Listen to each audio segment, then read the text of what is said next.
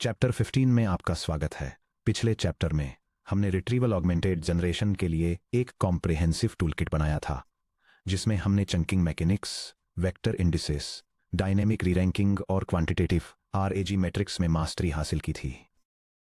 अब खुद large language models के अंडर द हुड झांकने का समय आ गया है। जब आप मेटा के लामा 3, मिस्ट्रल, क्वेन या गूगल के जेमा जैसे मॉडर्न ओपन वेट्स एलएलएम्स को देखते हैं, तो आपको कुछ बहुत ही फैसिनेटिंग नोटिस हो सकता है।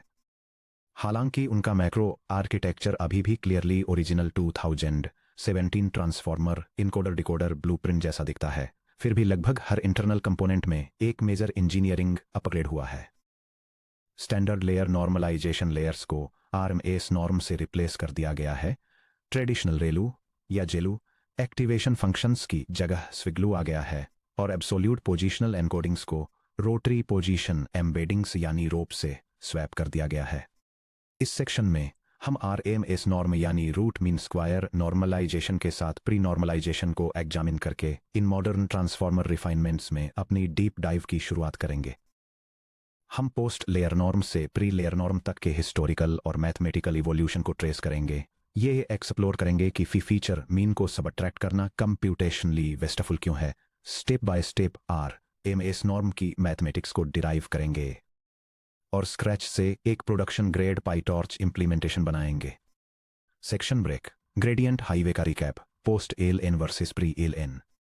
यह समझने के लिए कि RMS norm modern deep learning पर क्यों डोमिनेट करता है, हमें पहले उस फंडामेंटल क्वेश्चन को रिविजिट करना होगा जिसे हमने चैप्टर 3 और चैप्टर 9 में टच किया था, कि जैसे जैसे neural networks hundreds of layers तक स्केल होते हैं, हम ग्रेडियंट्स को हेल्दी कैसे रखें। वासवानी एट अल 2017 द्वारा इंट्रोड्यूस किए गए ओरिजिनल ट्रांसफॉर्मर आर्किटेक्चर में नॉर्मलाइजेशन को हर सब लेयर के अंदर रेसिड्यूअल एड ऑपरेशन के बाद प्लेस किया गया था। इस डिजाइन पैटर्न को पोस्ट लेयर नॉर्म यानी पोस्ट एलएन के रूप में जाना जाता है।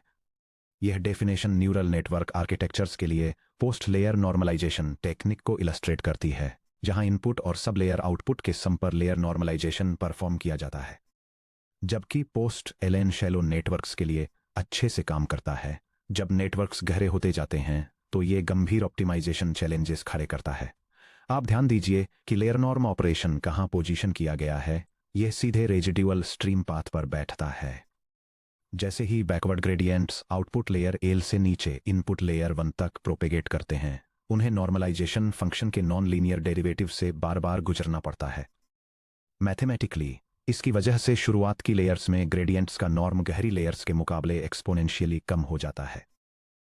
शुरुआती ट्रेनिंग इटरेशंस के दौरान पोस्ट एलएन ट्रांसफॉर्मर मॉडल्स को एक्सप्लोड या वैनिश होने से बचाने के लिए इंजीनियर्स को hyper sensitive learning rate warm ups, low initial learning rates और बहुत मुश्किल पैरामीटर इनिशियलाइजेशन स्कीम्स पर निर्भर रहना पड़ता था। इस बॉटलनेक को सॉल्व करने के लिए रिसर्चर्स ने प्री लेयर नॉर्म, जिसे प्री एलएन भी कहते हैं, शियोंग एट अल 2020 इंट्रोड्यूस किया। एक प्री एलएन ट्रांसफॉर्मर ब्लॉक में मल्टी हेड अटेंशन यानी एमएचए या फीड फॉरवर्ड नेटवर्क यानी एफएफएन ब्लॉक्स में एंटर करने से पहले हर सब लेयर के इनपुट पर नॉर्मलाइजेशन अप्लाई किया जाता है, जिससे मेन रेजिड्यूअल बैकबोन पूरी तरह से अनटच्ड रहती है। यह डेफिनेशन न्यूरल नेटवर्क आर्किटेक्चर्स के लिए प्री लेयर नॉर्मलाइजेशन टेक्निक को इलस्ट्रेट करती है, जहां इनपुट को सब लेयर द्वारा प्रोसेस करने और रेजिड्यूअल कनेक्शन के साथ कंबाइन करने से पहले नॉर्मलाइज किया जाता है। यह डायग्राम ट्रांसफॉर्मर न्यूरल नेटवर्क्स में यूज होने वाले पोस्ट लेयर नॉर्मलाइजेशन और प्री लेयर नॉर्मलाइजेशन आर्किटेक्चर्स को कंपेयर करता है। Original post layer normalization design में इनपुट एक सब लेयर से होकर फ्लो करता है, जैसे कि मल्टी हेड अटेंशन या फीड फॉरवर्ड नेटवर्क, जिसके बाद एक रेजिड्यूअल एडिशन होता है और फाइनली एक लेयर नॉर्मलाइजेशन स्टेप होता है। इसके opposite modern pre layer normalization design पहले इनपुट पर लेयर नॉर्मलाइजेशन अप्लाई करता है, फिर इसे सब लेयर से पास करता है और ओरिजिनल अननॉर्मलाइज्ड इनपुट के रेजिड्यूअल एडिशन के साथ फिनिश करता है। आप इस क्रूशियल डिफरेंस पर ध्यान दीजिए। प्री एलएन में सिग्नल प्रोपेगेशन के लिए मेन हाईवे एक अनऑब्स्ट्रक्टेड आइडेंटिटी स्ट्रीम है। x sub l equal to x sub 0 plus the sum from l equal to 0 to capital L minus 1 of sublayer of layer norm of x sub l। जब हम एक early activation x0 के respect में loss cell का derivative compute करते हैं, तो gradient लगातार आने वाली नॉर्मलाइजेशन लेयर्स द्वारा स्केल डाउन हुए बिना सीधे आइडेंटिटी सम के जरिए फ्लो करता है। The partial derivative of script L with respect to X sub 0 equal to the partial derivative of script L with respect to x sub l times the quantity bold I plus the sum from l equal to 0 to capital L minus 1 of the partial derivative of sublayer of layer norm of x sub l with respect to x sub 0। इस architectural shift ने fragile learning rate warm up phases की ज़रूरत को effectively eliminate कर दिया और deep networks जैसे कि 70 बिलियन प्लस पैरामीटर मॉडल्स को स्टेप 1 से रिलायबली कन्वर्ज होने में मदद की। हालांकि भले ही प्री एल एन ने स्ट्रक्चरल ग्रेडियंट फ्लो प्रॉब्लम को फिक्स कर दिया, लेकिन इसने एक नए एफिशिएंसी बॉटलनेक को हाईलाइट किया जो कि स्टैंडर्ड लेयर नॉर्मलाइजेशन की खुद की कंप्यूटेशनल कॉस्ट है।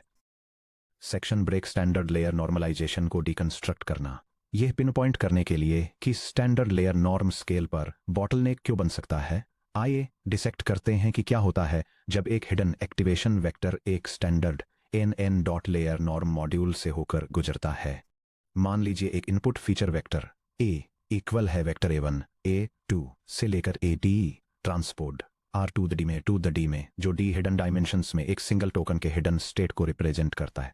स्टैंडर्ड लेयर नॉर्मलाइजेशन बा किरोस और हिंटन 2016 दो मेन ट्रांसफॉर्मेशंस परफॉर्म करता है, मीन शिफ्टिंग, रीसेंटरिंग और variance scaling rescaling.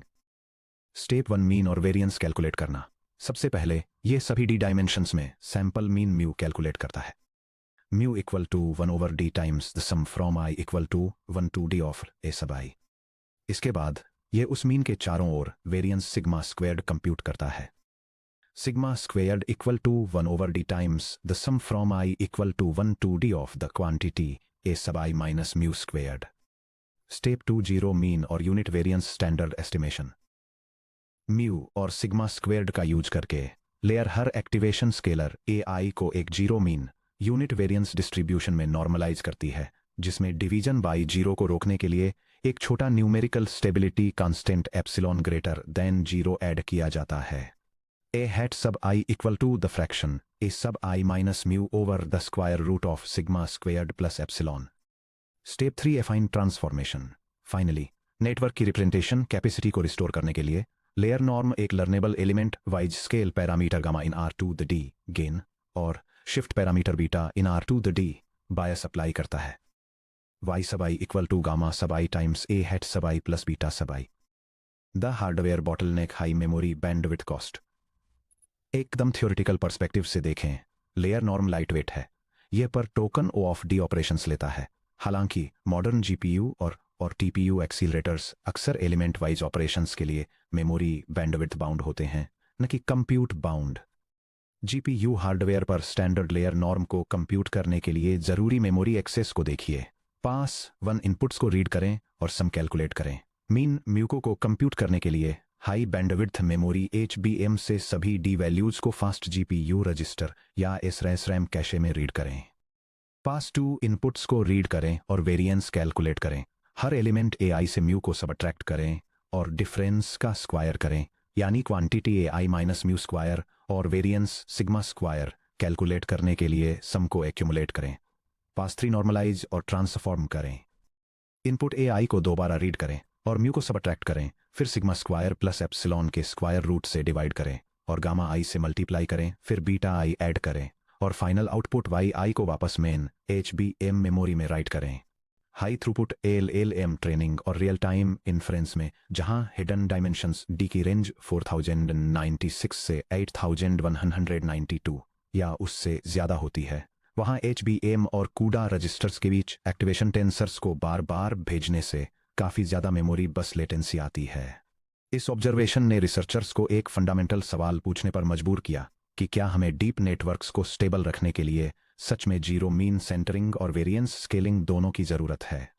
Section break. The genesis of root mean square normalization RMS norm 2019 में बियाओ झांग और रिको सेनरिक ने एक लैंडमार्क पेपर पब्लिश किया जिसका टाइटल था root mean square layer normalisation. वे एक की हाइपोथेसिस को टेस्ट करने के लिए आगे बढ़े। The RMS norm hypothesis layer norm का कंप्यूटेशनल बेनिफिट डिस्ट्रीब्यूशन को जीरो मीन पर रीसेंटर करने से नहीं मिलता, जहां म्यू इक्वल टू जीरो होता है, बल्कि स्केलिंग इनवेरिएंस प्रॉपर्टी से मिलता है, जो इनपुट्स और ग्रेडियंट्स के मैग्नीट्यूड को रेगुलराइज करती है। इसलिए मॉडल कन्वर्जेंस को नुकसान पहुंचाए बिना मीन सबट्रैक्शन को पूरी तरह से ओमिट किया जा सकता है। इस हाइपोथेसिस को वैलिडेट करने के लिए थैंग और सेनरिक ने मशीन ट्रांसलेशन, लैंग्वेज मॉडलिंग और कंप्यूटर विजन टास्क के अक्रॉस उन मॉडल्स को सिस्टमैटिकली इवैल्यूएट किया जहां मीन सबट्रैक्शन को हटा दिया गया था versus standard layer norm. Results बिल्कुल क्लियर थे। मीन सेंटरिंग को हटाने से टास्क एक्यूरेसी या ग्रेडियंट स्टेबिलिटी पर लगभग कोई नेगेटिव इम्पैक्ट नहीं पड़ा, लेकिन इससे कंप्यूटेशन काफ़ी स्ट्रीमलाइन हो गया। इससे आरएमएस नॉर्म का जन्म हुआ। आरएमएस नॉर्म का मैथमेटिकल फॉर्मूलेशन मीन और वेरिएंस दोनों को कैलकुलेट करने के बजाय आरएमएस नॉर्म एक्टिवेशंस को सिर्फ उनके root mean square RMS static का यूज करके स्केल करता है। RMS of bold A equal to the square root of quantity 1 over d times the sum from I equal to 1 to d of a sub I squared plus epsilon, जहां a in R2 the d किसी दिए गए token के लिए activation vector है। d model की hidden dimensionality है। For example d equal to 4096। Epsilon एक छोटा स्केलर कांस्टेंट है। फॉर एग्जाम्पल 10 to the -5 या 10 to the -6, जिसे डिवीजन बाई 0 से बचने के लिए स्क्वायर रूट के अंदर ऐड किया जाता है। एक बार जब scalar RMS of A calculate हो जाता है तो हर इनपुट कंपोनेंट ए आई को डायरेक्टली स्केल किया जाता है। A bar sub i equal to A sub I over RMS of bold A. Finally हम एक single learnable gain parameter gamma I in R to the D apply करते हैं element wise multiplication. Y सब i equal to A bar sub i times gamma sub i which equal to the quantity a sub I over the square root of the quantity 1 over d times the sum from j equal to 1 to d of a sub j squared plus epsilon times gamma sub i. या इसे vector notation में ऐसे लिखा जा सकता है bold Y equal to bold A over R M S of bold A element wise multiplied by bold gamma, जहां circle dot operator है डामार्ड एलिमेंट वाइज मल्टीप्लिकेशन को डिनोट करता है। बायस टर्म बीटा को हटाना। ऊपर दी गई R M S norm equation में एक क्रिटिकल चीज पर ध्यान दें, एडिटिव बायस वेक्टर बीटा पूरी तरह से एब्सेंट है। स्टैंडर्ड लेयर नॉर्म में बीटा एक लर्नेबल शिफ्ट पैरामीटर की तरह काम करता है। हालांकि मॉडर्न एएलएम आर्किटेक्चर्स में फॉर एग्जांपल लामा 1, 2 या 3 मिस्ट्रल गेम्मा में बायस टर्म्स को सिस्टमैटिकली हटा दिया गया है, न सिर्फ नॉर्मलाइजेशन लेयर्स से बल्कि लीनियर प्रोजेक्शन लेयर्स से भी। बायस पैरामीटर्स को हटाने से 2 मेजर इंजीनियरिंग एडवांटेजेस मिलते हैं। 1. Reduced memory footprint. दर्जनों ट्रांसफॉर्मर लेयर्स में बीटा वेक्टर्स को एलिमिनेट करने से पैरामीटर लोडिंग और चेक पॉइंटिंग के दौरान मेमोरी बैंडविड्थ बचती है। 2. Improved quantization stability. Additive biases को हटाने से 4 बिट और 8 बिट पोस्ट ट्रेनिंग क्वांटाइजेशन या पीटीक्यू के दौरान आर्बिट्रेरी डायनेमिक ऑफसेट शिफ्ट्स रुकते हैं, जिससे क्वांटाइज्ड मॉडल्स में लोअर परप्लेक्सिटी लॉस होता है। Section break. 4. अरिथमेटिक और hardware efficiency breakdown. Layer norm को आरएस नॉर्म से रिप्लेस करने पर नॉर्मलाइजेशन ऑपरेशंस के अंदर 10% से 50% तक वॉल क्लॉक लेटेंसी रिडक्शन क्यों मिलता है। चलिए डायमेंशन डी के एक सिंगल वेक्टर के लिए उनके अरिथमेटिक ऑपरेशनल काउंट्स को स्टेप बाय स्टेप कंपेयर करते हैं। यह टेबल अलग अलग ऑपरेशन स्टेप्स के दौरान स्टैंडर्ड लेयर नॉर्मलाइजेशन और रूट मीन स्क्वायर नॉर्मलाइजेशन या आरएमएस नॉर्म की कंप्यूटेशनल एफिशिएंसी को कंपेयर करती है और ऑपरेशनल रिडक्शंस को हाईलाइट करती है। सम ऑफ एलिमेंट्स, मीन कैलकुलेशन और मीन सबट्रैक्शन स्टेप्स के लिए स्टैंडर्ड लेयर नॉर्म को D-1 एडिशंस, 1 डिवीजन और D सबट्रैक्शंस की जरूरत होती है, जबकि आरएमएस नॉर्म इन स्टेप्स को पूरी तरह से ओमिट कर देता है, जिससे ये सारे ऑपरेशंस बच जाते हैं। अगले 5 स्टेप्स के लिए दोनों मेथड्स बिल्कुल आइडेंटिकल हैं। एलिमेंट स्क्वायरिंग के लिए डीमल्टीप्लिकेशंस की जरूरत होती है। सम ऑफ स्क्वायर्स के लिए D-1 एडिशंस की जरूरत होती है। मीन स्केलिंग के लिए 1 डिवीजन की जरूरत होती है। स्क्वायर रूट प्लस एप्सिलॉन के लिए 1 स्क्वायर रूट और 1 एडिशन की जरूरत होती है। और एलिमेंट नॉर्मलाइजेशन के लिए D डिवीजन्स की जरूरत होती है। फाइनली गामा से स्केलिंग और बीटा से शिफ्टिंग के लिए स्टैंडर्ड लेयर नॉर्म को D मल्टीप्लिकेशंस और D एडिशंस की जरूरत होती है, जबकि आरएमएस नॉर्म एडिशंस को ओमिट करके D ऑपरेशंस बचा लेता है और इसे सिर्फ D मल्टीप्लिकेशंस की ही जरूरत होती है। Hardware level memory fusion. हालांकि टेबल में दिखाए गए फ्लोटिंग पॉइंट ऑपरेशंस या फ्लॉप्स में रिडक्शन हेल्पफुल है, लेकिन असली GPU speed up memory fusion से आता है। क्योंकि आरएमएस नॉर्म को पहले से मीन यानी म्यू कैलकुलेट करने की जरूरत नहीं होती है, इसलिए एक कस्टम कूड़ा कर्नेल शेयर्ड जीपीयू मेमोरी में स्टोर किए गए इनपुट टेंसर पर एक सिंगल पास में सम ऑफ स्क्वेयर्स यानी AI स्क्वेयर्ड का सम कैलकुलेट कर सकता है। यह डायग्राम नॉर्मलाइजेशन के लिए 2 GPU कर्नल इंप्लीमेंटेशंस को कंपेयर करता है। स्टैंडर्ड लेयर नॉर्मलाइजेशन मेथड एक 2 पास रिडक्शन का यूज करता है, जिसमें नॉर्मलाइज करने और वापस राइट करने से पहले मीन और वेरिएंस कैलकुलेट करने के लिए हाई बैंडविड्थ मेमोरी से डेटा को 2 टाइम्स रीड किया जाता है। इसके opposite root mean square normalization method इस प्रोसेस को एक सिंगल पास में ऑप्टिमाइज करता है, जो सम ऑफ स्क्वेयर्स कैलकुलेट करने के लिए डेटा को सिर्फ 1 टाइम रीड करता है और फिर नॉर्मलाइज करके रिजल्ट को वापस मेमोरी में राइट करता है। सेंटर्ड मीन डिफरेंसेस को कैलकुलेट करने के लिए मेमोरी पर सेकंड पास को एलिमिनेट करके RMS norm GPU memory bandwidth usage को काफी हद तक कम कर देता है। हजारों जीपीयू पर ट्रिलियंस ऑफ टोकन्स वाले लार्ज स्केल ट्रेनिंग रन्स में मिलीसेकंड के इस छोटे से हिस्से की बचत भी ऐड होकर दिनों का कंप्यूट टाइम बचा लेती है। Section break 5 mathematical gradient derivation of RMS norm. ये पूरी तरह से समझने के लिए कि बैक प्रोपेगेशन के दौरान आरएमएस नॉर्म ग्रेडियंट फ्लो को स्टेबल क्यों रखता है, चलिए इनपुट एक्टिवेशन वेक्टर ए के रिस्पेक्ट में लॉस एल के पार्शियल ग्रेडियंट्स को डिराइव करते हैं। मान लेते हैं कि normalised output vector bracket open gain scaling से पहले ब्रैकेट क्लोज ये है a bar equals bold a divided by root mean square of bold a, जहां RMS of a equal to 1 over d times sum from j equal to 1 to d of a j squared plus epsilon all raised to the power of -1/2। मान लीजिए जी सब आई जो L का partial derivative है a bar sub आई के respect में subsequent layer से आई element के लिए इनकमिंग ग्रेडियंट है। Multi variable chain rule apply करने पर रॉ इनपुट ए सब आई के रिस्पेक्ट में ग्रेडियंट है। एल का partial derivative with respect to A sub i equals है sum from k equals 1 to d of partial derivative of L with respect to bar sub k times partial derivative of A bar sub के with respect to A sub आई, जो equals है sum from k equals 1 to d of जी सब k times partial derivative of A bar sub के with respect to A sub आई। अब चलिए मैं ए bar sub के का पार्शियल डेरिवेटिव ए सब आई के रिस्पेक्ट में डिराइव करता हूं। ध्यान दें कि ए बार सब के इक्वल्स ए सब के टाइम्स वेक्टर ए का RMS to the power of -1। हमें partial derivative of A bar sub के with respect to A sub आई के लिए 2 केसेस कंसीडर करने होंगे। केस 1 के equals I A bar sub i का partial derivative with respect to A sub i equals है 1 divided by root mean square of bold a plus a sub i times partial derivative with respect to A sub i of quantity 1 over d times sum from j equals 1 to d of a sub j squared plus epsilon all raised to the power of -1/2।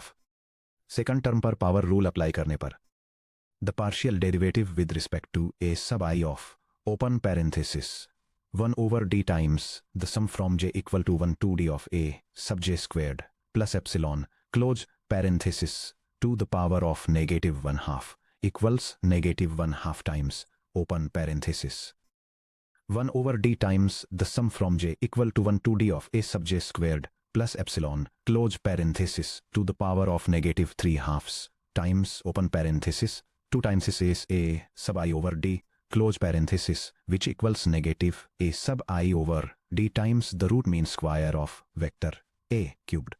इसे वापस substitute करने पर the partial derivative of A bar sub i with respect to A sub i equals 1 over R M S of bold a minus a sub i squared over d times R M S of bold a cubed. Case 2 k not equal to आई, जबकि not equal to आई है तो numerator ए सब के ए sub आई के relative एक constant की तरह act करता है। ए बार सब के का ए सब आई के रिस्पेक्ट में पार्शियल डेरिवेटिव इक्वल है ए सब के टाइम्स बोल्ड ए के R M S to the power of -1 के ए सब आई के रिस्पेक्ट में पार्शियल डेरिवेटिव के, जो कि इक्वल है नेगेटिव ए सब k times a sub I over d times bold ए के आर एम एस क्यूब्ड के।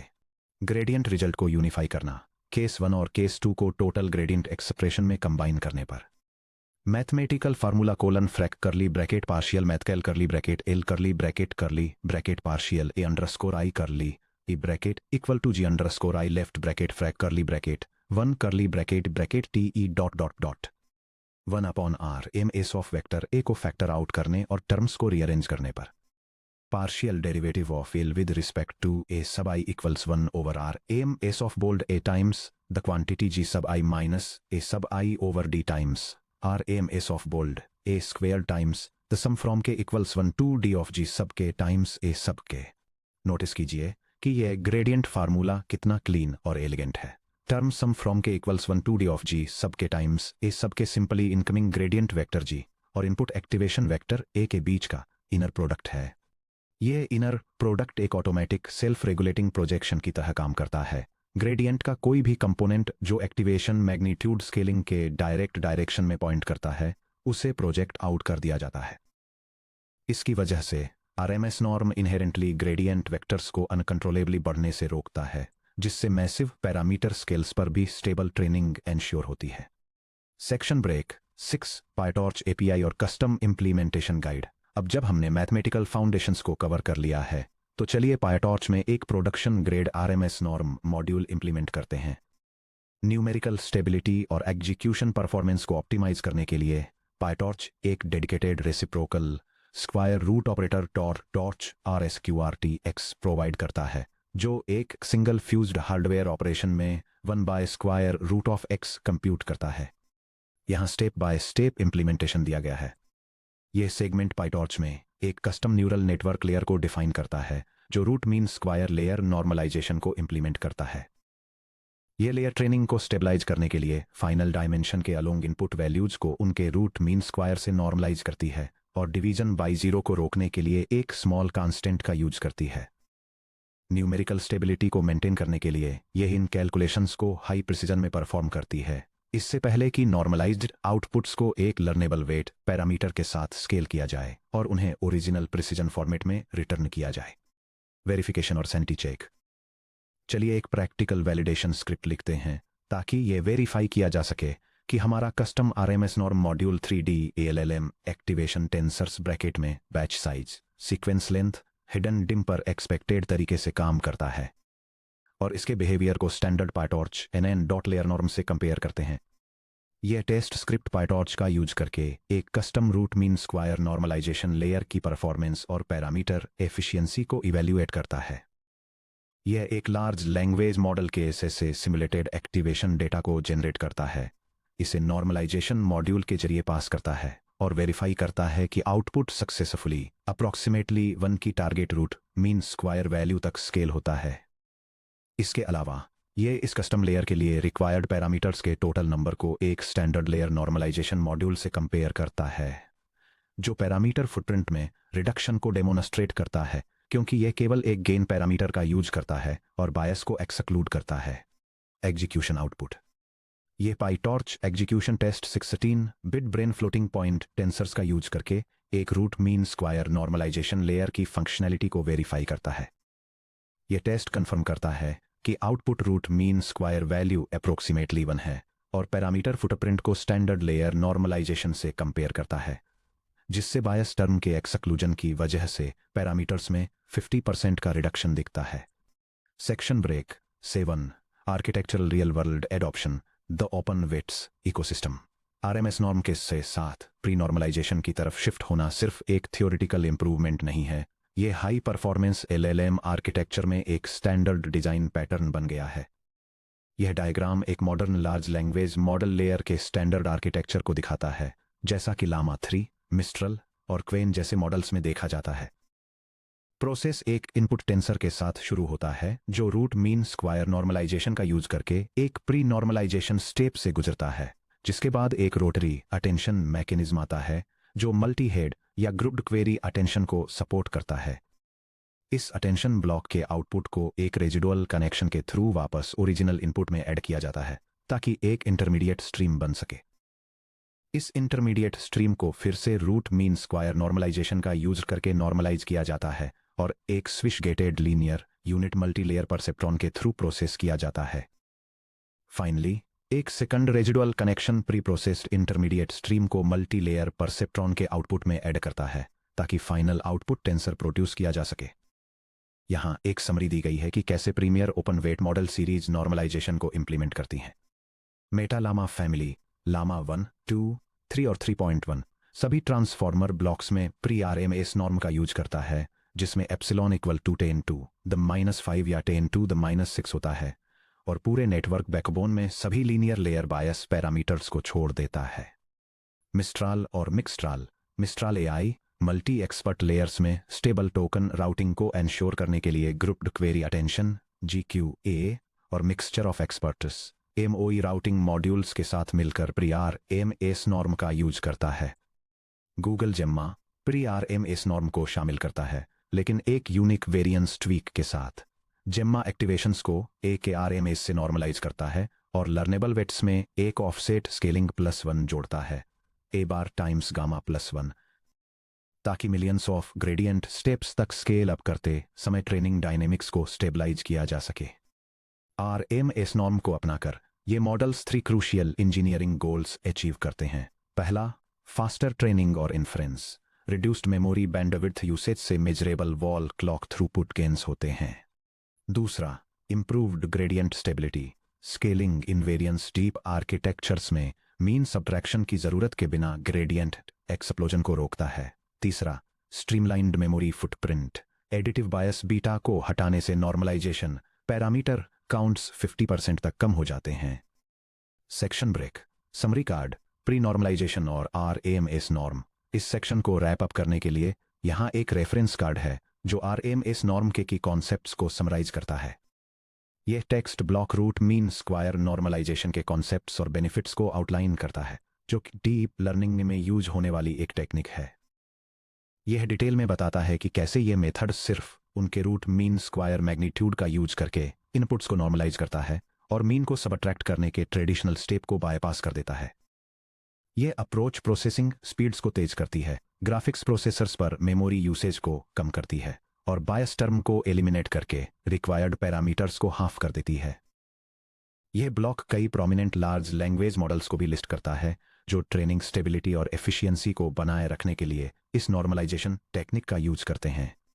हाई परफॉर्मेंस स्केल के लिए ऑप्टिमाइज्ड हमारी नॉर्मलाइजेशन लेयर के साथ अगला लॉजिकल क्वेश्चन यह है कि क्या होता है जब सिग्नल्स अटेंशन मैकेनिज्म से आगे फ्लो करते हैं और non linear multilayer perceptron MLP layers में एंटर करते हैं। ट्रेडिशनल ट्रांसफॉर्मर्स में ये feed forward networks standard ReLU या जेलू एक्टिवेशंस पर रिलाई करते थे। हालांकि मॉडर्न ओपन वेट्स मॉडल्स एक सिग्निफिकेंटली ज्यादा एक्सप्रेसिव गेटिंग आर्किटेक्चर स्विग्लू पर ट्रांजिशन कर चुके हैं। Section break. Proceed to 15.2 SwiGLU activation function switch और गेटेड लीनियर यूनिट्स मैकेनिक्स।